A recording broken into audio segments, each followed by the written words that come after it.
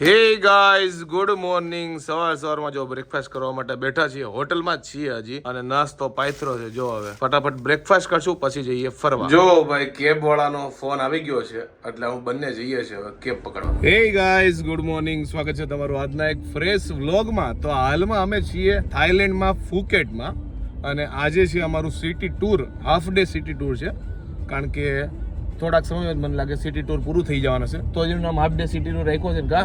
અને 6 કલાકનું ટોટલ ફરવાનું છે. અત્યારે વાગ્યા છે 10 વાગે, અમારું ચાલુ થઈ ગયું છે ફિટ. અને ગઈકાલે અમને જે દાદા લેવા માટે અને મૂકવા માટે આવ્યા હતા ડોલ્ફિન શોમાં, એ જ કાલે જ આપણે ડોલ્ફિન શોમાં ગયા. ઓકે, પરમ દિવસે.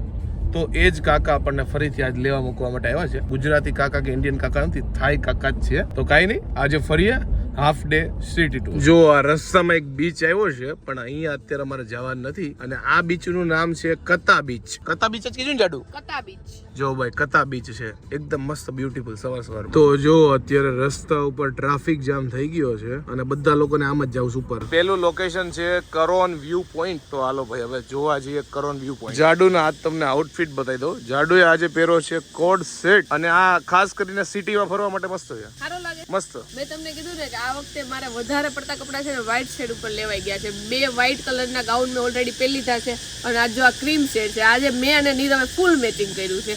નીરવે ક્રીમ પહેર્યા છે ને મેં ક્રીમ પહેર્યા છે. મારે તો જો ચપ્પલ હોત ને ક્રીમ. જો ભાઈ અહીંયાથી કેટલો મસ્ત વ્યૂ આવે છે, દરિયા કિનારો, દરિયો ને બધું જો દેખાય. તો જો નીરવ ના આખા કપડા તમને બતાવી દઉં. નીરવ તો કાયમી હીરો જ લાગે છે, આજે હીરો લાગે છે. જો આખા ક્રીમ કલરના કપડા પહેર્યા છે, અને ઉપર આ બ્રાઉન કલરનો શર્ટ પહેર્યો છે. નીરવ જોરદાર લાગશો બાકી. Thank you. અને જો આજે આપણો શોર્ટ્સ ફેવરિટ પાછો આવી ગયો છે. રોજ શોર્ટ્સ પહેરવાની મજા આવે, એકદમ ખુલ્લું. એટલે તું રોજ શોર્ટ્સ જ પહેરશો, નવીન નથી આવી ગયો. કલર ખાલી બદલી ગયો છે, પણ રોજ શોર્ટ્સ તો ઈ જોઈ છે. જો કે ઇન્ડિયામાં રોજ શોર્ટ્સ જ પહેરું છું, અહીંયા રોજ શોર્ટ્સ જ પહેરવાનું. ભાઈ ઇન્ડિયામાં જૂના પહેરશો, અહીંયા નવા લઈને પહેરશો, એટલો ફરક છે. ખર્ચવા પડે ને થોડા પૈસા. મસ્ત લાગે છે નીરવ. આની આદે બ્લેક કલરના ચંપલ એ બહુ સારા લાગે છે, અને આ કાર્ડ નાખું તો આખું ક્રીમ થઈ જાય. જો ઈ વધારે મસ્ત લાગે છે. ઈ એક દિવસ પહેરી લેજે, પણ ઓલરેડી કપડા વધારે લેવા છે, નકર એક દિવસ ઈ પહેરી લેજે. એમાં એવું થાઈલેન્ડની છોકરીઓ ગાંડી થઈ, એટલે આ બધું આમ અરખું રાખું. રેવા દે, પણ થાઈલેન્ડની છોકરીઓ આપણે જોઈએ જ નથી. એ વાત આજે અહીંયા નકર ફોરેનર જ છે. જો કે અમે અત્યારે ફોરેનર જ કહેવાય આ લોકો માટે, પણ અહીંયા યુકે, યુએસ, ઓસ્ટ્રેલિયા, ફ્રાન્સ થી ને ઘણા બધા, ફ્રાન્સ ને બધા દેશ છે, ચાઇના થી બહુ લોકો મેં જોયા અહીંયા. જો કે અહીંયા ફરવા માટે બીજું કઈ હતું નહીં, ખાલી વ્યૂ પોઈન્ટ જ હતો. એટલે અહીંયા અમને ઓલરેડી ડ્રાઈવરે છે ને 15 મિનિટનો ટાઈમ આપ્યો હતો. અમે 10 મિનિટમાં ફ્રી થઈ ગયા, ફોટા પાડી. જો કે ફોટા પાડવા માટે બહુ કઈ હતું નહીં, બસ આમ ખાલી વ્યૂ જોઈને પાછા જઈએ ટેક્સી. આજે ફરીવાર જો ભાઈ અમને આ ટેક્સી લેવા માટે આવી છે ઇસુઝુ. જો કે રોજ અમને ઇસુઝુ જ લેવા આવે છે, અલગ અલગ કલરની, ક્યારેક બ્લેક, ક્યારેક વ્હાઈટ. ભાઈ ફાઇનલી પહોંચી ગયા છે સલોંગ ટેમ્પલ. અને ટેમ્પલ જો ભાઈ એકદમ મસ્ત બ્યુટીફુલ છે.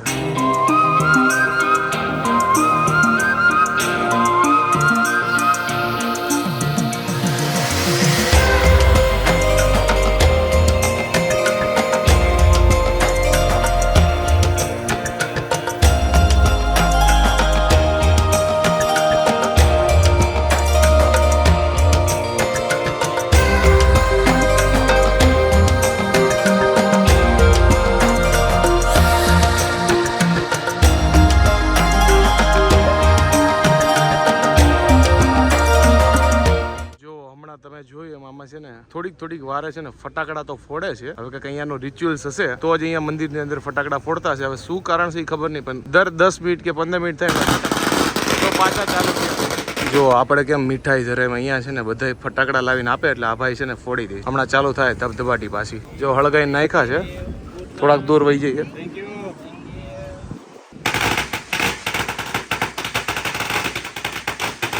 જો ભાઈ મંદિરના તો દર્શન થઈ ગયા. હવે થોડાક તરસ્યા થયા છે, એટલે કોકોનટ લઈ લીધું છે પાછું. જો ભાઈ અહીંયા મોટા કોકોનટ છે, આઈસ્ક્રીમ ને બધું છે, પણ આપણે કોકોનટ વધારે મજા આવે, એટલે જો કોકોનટ લઈ લીધા છે. નારિયેળ તો હું 1 સેકન્ડમાં ખૂટવાડી ગયો. હવે જો મલાઈ કઢાવું છું, અને આ ભાઈ જો મલાઈ કાઢે છે. જાડુ એની મલાઈ ખાવાની ચાલુ કરી દીધી છે. અને ભાઈ અહીંયાના નારિયેળનો સ્વાદ જાડુ ડિફરન્ટ તો આવે. જો આપણે ઇન્ડિયા કરતા મસ્ત મીઠો લાગે, આપણા કરતા થોડુંક વધારે મીઠો લાગે છે, મસ્ત. અને પાણી તો એટલું ભરેલું હોય ને આપણને, ભાઈ આમાં ક્યાંથી હમાતો હશે કા જાડુ? આપણે ત્યાં કદાચ 100 રૂપિયા વાળું લઈને તો આટલું પાણી નથી આવતું. જો કે અહીંયા 150 રૂપિયાનું થાય.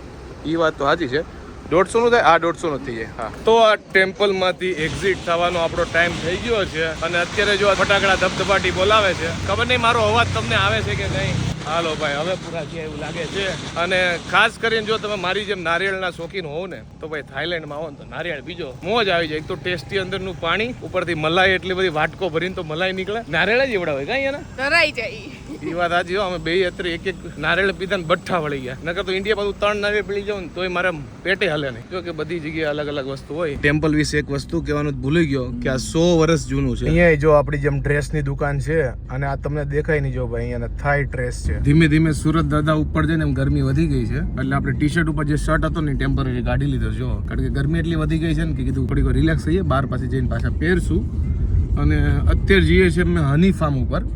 ખબર નહીં શું છે લોકેશન, જોઈએ હવે. જો ભાઈ અત્યારે અમને હની બી ફાર્મમાં લઈને આવ્યા છે અને મધમાખી યાર તમારો જૂનો ના તો તમને લોકોને ખબર તો છે એટલે અહીંયા મધમાખી નો દેખાડ જોઈએ. મધમાખી જેવી જો અહીંયા છે ને કેટલી બધી છે ને મધમાખી ને એવું બધું છે. મેં આ મેડમ ને પૂછ્યું કે આ કવડશે તો નહીં ને?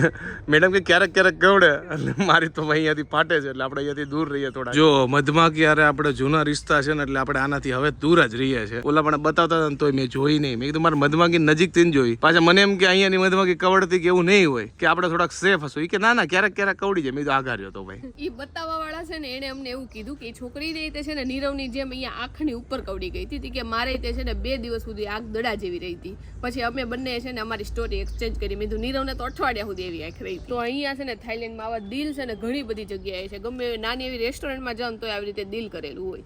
એટલે અહીંયાના લોકો પ્રેમમાં બહુ માનતા હશે. અમને એમ કે કઈ હનીબી નું કઈક ફાર્મ કેવું કઈક હશે કાં તો મોટી ફેક્ટરી કેવું કઈક હશે. પણ બેઝિકલી આ જોવાનું પ્લેસ નથી. આ તો શું કહેવાય તમારે કઈ પ્રોડક્ટ કેવું લેવું હોય ને તો શોપ ટાઈપ છે, નાનું એવું ફાર્મ છે કે જેમાં તમને લાઈવ મધમાખી ને એવું બતાવે. પણ લાઈવ મધમાખી જોવાનો કોઈ શોખ હોય નહીં. તારે જોવાનો શોખ છે? મને સેજે નથી. એમાં ફરવા આવ્યો હોય અને એમાં મધમાખી કવડી હોય તો બપ્પા લાગી જાય. એટલે અમે તો ભાઈ બહાર આવી ગયા. જો કે એવડું મોટું છે નહીં. તમારે હની ને એવું લેવું હોય ને તો ચખાડે એવું છે જે અમારે લેવું નથી. અત્યારે અમને કાજુની ફેક્ટરીએ લઈને આવ્યા છે અને જો એમ કહે છે આપણે જે કાજુ જે હોય ને એ આવડી રીતે ફ્રૂટ માંથી છે ને નીકળે. જો આ ફ્રૂટ છે કાજુનું અને એમાંથી આ નીકળે અને આને જો 1 બાય 1 મશીન થી ફોલે છે અને આવી રીતે કાજુ બને. એ અમને શીખવાડે. જો અહીંયા ટોટલ 17 જાતના છે ને કાજુ છે ફ્લેવર વાળા. અમને એક એક કરીને ચખાડે છે. જો ભાવે ને તો આપણે અહીંયાથી પરચેસ કરવા. જો અહીંયા મોટું કાજુનું જે ફ્રૂટ હોય ને જો દર્શાવેલું છે. બેઝિકલી આપણે કાજુની ફેક્ટરી ટાઈપ જ છે અને આઉટલેટ છે એટલે બધા ટાઈપના અહીંયા કાજુ ફ્લેવર વાળા મળી જાય. અને અહીંયા જે અંકલ હતા ને એને કોકે શીખવાડ્યું હશે કે આને કાજુ કહેવાય તો એ કાજુની જગ્યાએ કદ્દુ એવું બોલતા. કાચું બોલતા. કાચું બોલતા હતા અને એને પીનટ કીધું એટલે અમને એમ કે અહીંયા મૂંગફળીને છે ને કટ્ટુ એવું કંઈક કહેતા હશે. કાચું. જો ભાઈ વરસાદ આવે એવો માહોલ બન્યો છે અને વરસાદ ન આવે તો સારું. બાકી અમારું ફરવાનું બગડશે આજનું. જો કે હવે થોડાક જ પ્લેસ રહ્યા છે, કદાચ લાસ્ટ પ્લેસ બી હોઈ શકે. અને અત્યારે અમને લઈ જાય છે ઓલ્ડ ફુકેટ સિટી જોવા માટે. જો ભાઈ આપણે પહોંચી ગયા છીએ ઓલ્ડ ફુકેટ ટાઉનમાં. અહીંયા જો બધી દુકાનના તમે સ્ટ્રક્ચર જોવો ને તો આખું આમ યુરોપિયન વાઇબ આપ્યું ને એવું લાગે. જો આ બાજુ મસ્ત ના છે, એકદમ કલરફુલ ફોટોજેનિક આખી સ્ટ્રીટ છે. જો અહીંયા ફ્લાવર વાળી મસ્ત એક બ્યુટીફુલ છે ને વોલ આવી છે અને સામે મિરર મૂક્યા છે એટલે બધા લોકો જો ફોટા પડાવે છે. અમુક સ્ટ્રીટ ના પડાવે છે, પછી અમુક જો અહીંયા મિરર ના પડાવે છે. ઘણા જો અહીંયા ફોટા પડાવે. આ તમને કોઈ એંગલે ઓલ્ડ ટાઉન લાગે છે. મને એમ કે નામ એવું છે ને ઓલ્ડ ટાઉન એટલે આ ટૂંકમાં પહેલાના સમયનું હશે એકાદું ટાઉન કે ત્યારે ટુરિસ્ટ બધા અહીંયા ફરવા આવતા છે. પણ આ તો જો ન્યૂ ટાઉન લાગે છે કારણ કે અહીંયા કોઈ વસ્તુ ઓલ્ડ છે નહીં. ખાલી નામનું ઓલ્ડ ટાઉન છે, બાકી ભાવ તો છે ને ન્યૂ ટાઉન જેવો લાકડા જેવો. જો કે બધી વસ્તુ આપણાથી 2x 3x જ હોય. કઈ નવીન એવું લાગે જે ઇન્ડિયામાં ન મળે તો લેવાય. બાકી તો મને લાગે ઘણી વસ્તુ ઇન્ડિયાથી આવતી હોય તો ખબર નહીં. જો આપણે ઓલ્ડ ફુકેટ ટાઉન ફરી લીધું છે અને અહીંયા પાછા આપણે છે ને કેબની વાટ જોઈએ છે.